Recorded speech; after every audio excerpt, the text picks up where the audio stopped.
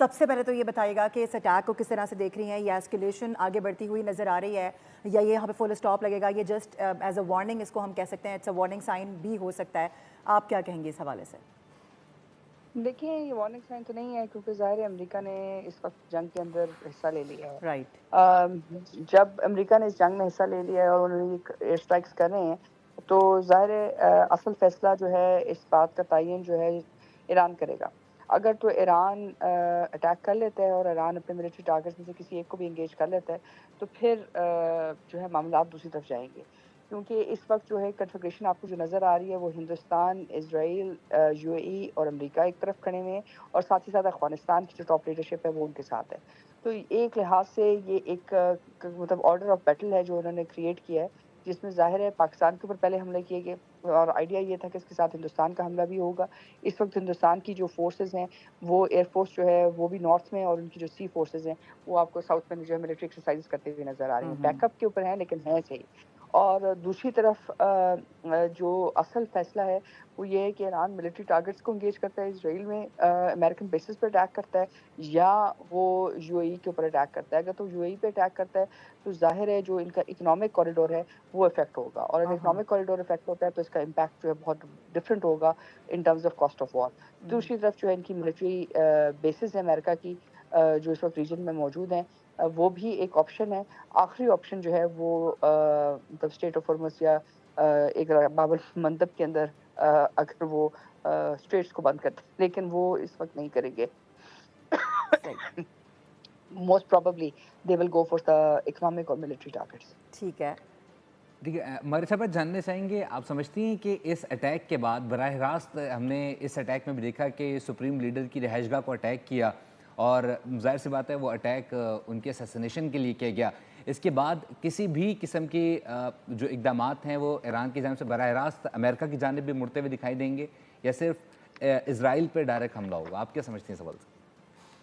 دیکھیے امریکہ تک تو نہیں پہنچ سکتا اس وقت. ایران کے پاس اتنی ملٹری پاور نہیں ہے، لیکن جو ان کی بیسز ہیں ان کے اوپر وہ اٹیک ضرور کر سکتا ہے. یو اے پہ اٹیک ضرور کر سکتا ہے، اور کیا کہتے ہیں اسرائیل پہ بھی اٹیک کر سکتا ہے. تو یہ تو ایک کنفیگریشن آپ کے سامنے نظر آ رہی ہے. دوسری طرف جو ہے جو پاکستان نے میرے خیال سے جو بگیسٹ سپورٹ دی ہے ان کو اس وقت، وہ یہی ہے کہ ہم نے افغانستان کے خلاف جو ملٹری ایکشن لیا ہے وہ اس کے لیے تیار نہیں تھے. کیونکہ ظاہر ہے جو افغانستان کی طرف سے 50 سے زائد اٹیکس آپ کے پوسٹوں پہ کیے گئے، اس کا بنیادی مقصد کیا تھا؟ اس کا بنیادی مقصد یہ تھا کہ لیٹرل آپ کی جو ڈیسیجن میکنگ ہے وہ انگیج ہو جائے. پھر ابھی بھی جو ڈرونز ان کے پاس موجود ہیں وہ کہاں سے آئے ہیں؟ وہ اسرائیل کی طرف سے آئے ہیں. سو اسرائیل ہندوستان کی طرف سے آئے ہیں، جو بھی وہ کہہ رہے ہیں کہ جی پاکستان کے خلاف استعمال کریں گے. تو یہ ایک ریالٹی ہے جس کے اندر افغانستان، اس کی ٹاپ لیڈرشپ اور یہ جو باقی تمام ممبران ہیں جس میں ہندوستان، یو اے ای، اسرائیل اور امریکہ ایک طرف کھڑے ہیں. صحیح ہے. ماریہ صاحبہ، یہاں پر پاکستان کا جو اسٹینڈ ہے وہ پاکستان کہاں اسٹینڈ کرتا ہوا نظر آئے گا؟ پاکستان کا سٹانس کیا ہوگا؟ آپ سمجھتی ہیں کہ امریکہ کی جو یہ اٹیک ہے اس کی مذمت کی جائے گی، یا پھر ایران کے ساتھ جس طرح سے ہم نے دیکھا کہ ایران کے جو معاملات اتنے اچھے ہیں دیکھیے تو ان کے ساتھ بات چیت کی جائے گی؟ دیکھیے ہمارا سٹینس تو بہت واضح ہے. آپ کسی صورت بھی اس بات کی اجازت نہیں دے سکتے کہ آپ کسی دوسرے ملک کے اوپر جو ہے اس طرح کا اٹیک کریں بغیر کسی وجہ کے. دیکھیں ایران اس وقت مذاکرات بھی کر رہا تھا، سارا کچھ کر رہا تھا، تو یہ تو آپ جو کر رہے ہیں یہ قابل معافی نہیں ہے اور نہ ہی بین الاقوامی اصولوں کے مطابق ہے. دوسری بات یہ ہے کہ جی کیا پاکستان امریکہ کے ساتھ کھڑا ہوئے گا، اسرائیل کے ساتھ کھڑا ہوئے گا، انڈیا کے ساتھ کھڑا ہوئے گا، یا یو اے ای کے ساتھ کھڑا ہوگا؟ تو میرے خیال سے اس کے سامنے تو جواب بہت واضح ہے، پاکستان ایران کے ساتھ کھڑا ہوگا.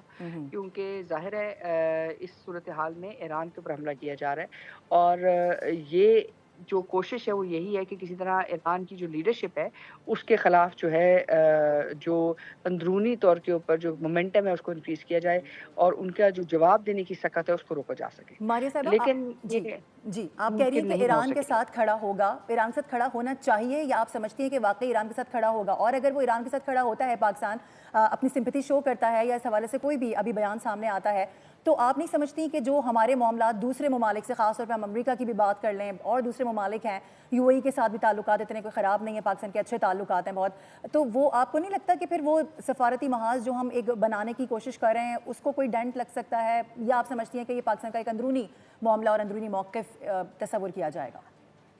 देखें, पाकिस्तान और अमेरिका के दरमियान जो ताल्लुकात हैं वो दो तरफ़ा और बायलैटरल हैं। राइट। लेकिन जो ईरान के साथ आप अगर इस हमले की इजाज़त देते हैं किसी भी मुल्क के ऊपर, किसी तीसरे मुल्क को प्रीएम्प्टिव बेसिस के ऊपर, तो एक मसला है। पाकिस्तान जो अफ़गानिस्तान के साथ कर रहा है, जो आपको लगता है कि जी हमारी तरफ से जो पॉलिसी इख्तियार की गई है, वो पाकिस्तान ने रद्द-ए-अमल में किया। अफ़गानिस्तान की जो गवर्नमेंट है, जो रजीम थी, उन्होंने आप पे हमले किए, आपने उसका जवाब दिया और आर्टिकल 51 के तहत जवाब दिया। आपने यूएन सिक्योरिटी काउंसिल रेज़ोल्यूशन 1373 के तहत दिया, जिसमें ये कहा गया है कि जी अफ़गानिस्तान की सरज़मीन दहशतगर्दी के लिए इस्तेमाल ना हो। तो आप तो विदिन योर राइट्स हैं इन टर्म्स ऑफ अफ़गानिस्तान। लेकिन अगर आप किसी भी मुल्क के ऊपर इस तरह अटैक करते हैं, तो ज़ाहिर है पाकिस्तान हमेशा उस मुल्क के साथ खड़ा होएगा जिसके ऊपर नागहानी अटैक किया गया है। या तो ईरान इस वक़्त ये कर ना हो रहा होता, यानी कि वो बातचीत ना कर रहा होता या एग्रेसिव होता, तो फिर आप कहते कि जी आप किसी जगह पे खड़े हैं। दूसरी बात ये है कि अगर इस खित्ते के अंदर आके अमेरिकन बहरी बेड़े जो हैं, इस तरह अटैक करेंगे, तो कल हमें इस बात को भी अंडरस्टैंड करने की ज़रूरत है कि हिंदुस्तान, अमेरिका और इज़राइल और यूएई के दरमियान एक सिक्योरिटी रिलेशनशिप है और इकोनॉमिक रिलेशनशिप है, जो ट्रांसेंड कर रहा है तमाम जो पहले इस रिलेशनशिप से उनसे। तो ये रियलिटीज़ हैं और आप इन रियलिटीज़ को उन्हीं तरह देखेंगे जैसे कि नज़र आ रही हैं। सही है। हमारे सब जानने चाहेंगे अगले 72 घंटों में आप ईरान की सिचुएशन को किस तरफ जाता हुआ देख रही हैं? सिचुएशन बहुत टफ है। ईरान ने इस बात का फैसला करना है कि वो कौन से मिलिट्री टारगेट्स एंगेज करते हैं।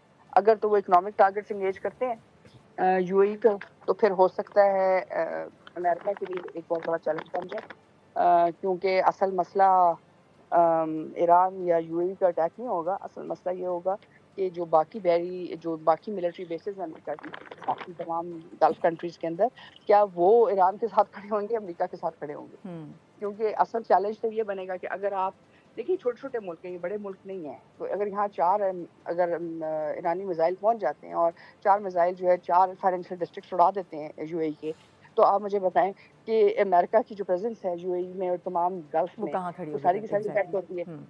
दे स्मॉल कंट्रीज़ ये मतलब कंट्रीज़ तो उनको कहना मतलब और बात है, मिलिटरी पॉइंट ऑफ व्यू से तो ये बहुत छोटे-छोटे मतलब टारगेट्स हैं। सो सही। वल्नरेबिलिटी बहुत ज़्यादा है। मिलिट्री बेसेस जो हैं अगर आपकी उड़ जाती हैं, तो खाली बहरी बेड़े से आप जो है एक तवील जंग नहीं लड़ सकते। तो उसके लिए आपको ग्राउंड फोर्सेस चाहिए, उसके लिए आपको परमानेंट बेसेस चाहिए और फिर ये जो बेसेस हैं, ये भी एक बहुत बड़ा सवाल होगा कि क्या ये मिलिट्री जो अमेरिकन मिलिट्री बेसेस हैं, ये सिर्फ़ अमेरिका के लिए इस्तेमाल होंगी या ये जो है बड़ी पेशखेमा बनेंगी, बड़ी जंग की मिडल ईस्ट के अंदर मुख्तलिफ मिलिट्री टारगेट्स के लिए। तो ये इतना आसान नहीं होगा। ज़ाहिर है अब कतर हो गया, सऊदी अरेबिया हो गया, ये जो बाकी ममालिक हैं जहाँ ये अमेरिकन मिलिट्री बेसेस हैं, बहरीन हो गया, ये लोग क्या इस बात को एक्सेप्ट करेंगे कि जी आप जो है ये मिलिट्री बेसिस पे टारगेट हो जाए? और सही। अगर टारगेट होता भी है तो इनसे ये इनके पास रिस्पोंडिंग फ़ोर्स क्या है? रिस्पोंडिंग फ़ोर्स तो आपके पास कोई नहीं है। सो एरियल अटैक्स अलोन आपको सक्सेस नहीं देगा, ग्राउंड फ़ोर्सेस भेजनी पड़ेंगी। आप मुझे बताएँ ग्राउंड फ़ोर्सेस कहाँ से जाएँगी? कहाँ से जाएँगी? एग्ज़ैक्टली। अमेरिका के पास तो नहीं है। तो ज़ाहिर है अगर अख़वानी जाना चाहते थे, ये हो सकता था एक प्रॉब्लम, लेकिन ईरान ने पहले ही इसको प्रीएम्प्ट किया और ईरान ने ईरानियों को अफ़गानियों को ईरान से बाहर निकाला है। तो ये एक ऑप्शन है। तीसरी ऑप्शन जो है इनके पास वाहिद ऑप्शन रह जाती है, वो हिंदुस्तान की फ़ौज की है। लेकिन हिंदुस्तान की फ़ौज ने कभी हिंदुस्तान से बाहर जाके कोई लड़ाई नहीं की है। तो अफ़गानिस्तान से निकल कर मतलब ईरान पहुँच कर ईरानियों के खिलाफ इंडियन फ़ोर्सेस नहीं स्टैंड कर सकती, not their ground troops at all. आप मुझे बताएँ कि वो एक ईरानियन फाइटर के सामने एक इंडियन मिलिट्री का ऑफिसर खड़ा हो सकता है? नामुमकिन बिल्कुल, है। बिल्कुल। मैं तो ये दैट इज़ द चैलेंज। सही तो ईरान की जो भी राइट नाउ पोजीशन है वो तो हमें पता है कि बहुत कमज़ोर है, बहुत वीक भी है, लेकिन ऑल्दो मैं बार-बार ये बात कर रही हूँ कि एट लीस्ट कि वो स्टैंड कर रहा है। वो सारी चीज़ों पे इतनी जल्दी हथियार नहीं डाल रहा, हार नहीं मान रहा, जिस तरह से हमने देखा है और दूसरे कंट्रीज़ की अगर हम मिसाल दें तो बड़ी वाज़ेह हमें नज़र आती हैं। तो आप समझती हैं कि आगे आने वाले दिनों में मज़ीद एस्केलेशन की तरफ मामला जा सकता है, या फिर से जिस तरह से हम कह रहे हैं कि ईरान अगर शायद थोड़ा सा बैक ऑफ हो तो ये मामला ठंडा होता हुआ नजर आएगा, जब ऑलरेडी 7 ईयर्स का वो एक गारंटी देने को तैयार था, अश्योर किया गया था, उसके बाद इस तरह का अटैक, ये फिर किस तरफ इशारा करता है कि ये कोई जल्दबाजी हुई है या ये डराया धमकाया जा रहा है, ये क्या है? देखिए ये तो एक डिसेप्शन नज़र आ रही है आपको इस वक़्त कि दे वर ठीक है। Not serious. अगर सीरियस होते तो फिर ये करने की ज़रूरत नहीं थी। दूसरा जो सबसे बड़ा चैलेंज है, वो ये है कि ईरान को मिलिटरीली बहुत ज़्यादा तेज़ होने की ज़रूरत नहीं है। सो यूएई ज़्यादा दूर नहीं है। सो मतलब ये नहीं है कि उनको बहुत ज़्यादा लंबे कोई मिसाइल चाहिए, कोई बहुत ज़्यादा टेक्निकली एडवांस चीज़ें चाहिए। मतलब थोड़ी-सी चीज़ों के साथ वो बहुत जल्दी अपने मिलिट्री टारगेट्स को एंगेज कर सकती हैं। سو یہ ایک چیلنج ہے. اور ونربلٹی جو ہے کہتے ہیں نا جب آپ کی ڈیفینس لائن لمبی ہوتی ہے تو آپ کی ونربلٹی بھی لمبی ہوتی ہے. اب ان کی ڈیفینس لائن پورے مڈل ایسٹ کے اندر ہے. اب وہ کہیں سے بھی اگر اٹیک کرتے ہیں مطلب 4 اٹیکس میں میزائل پہنچ جاتے ہیں جو اسرائیل نہیں مارتے وہ یو اے ای کو مار دیتے ہیں. تو آپ مجھے بتائیں کہ وہ جو 4 میزائل ہیں اس کا جو امپیکٹ ہے پورے مڈل ایسٹ کی سیکورٹی آرکیٹیکچر پہ امریکہ کی پریزنس پہ وہ بہت مختلف ہوگا بنسبت اس کے جو اسرائیل پہ اٹیک کرنے سے ہوگا.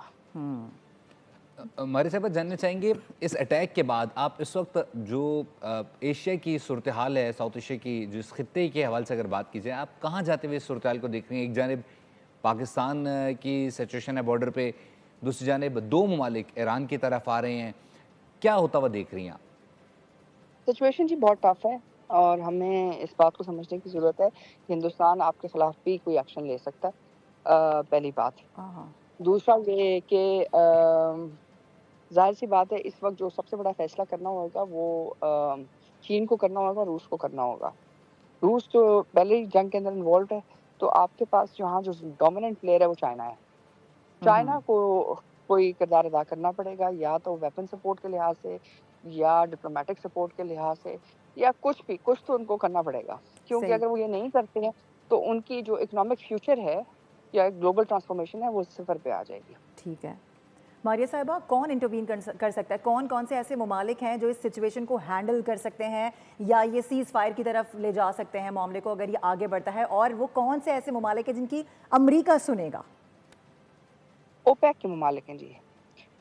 صرف جو آئل کنٹریز ہیں وہ کر سکتے ہیں کیونکہ دیکھیں اس وقت جو جنگ ہو رہی ہے وہ 3 چیزوں کے لیے ہو رہی ہے.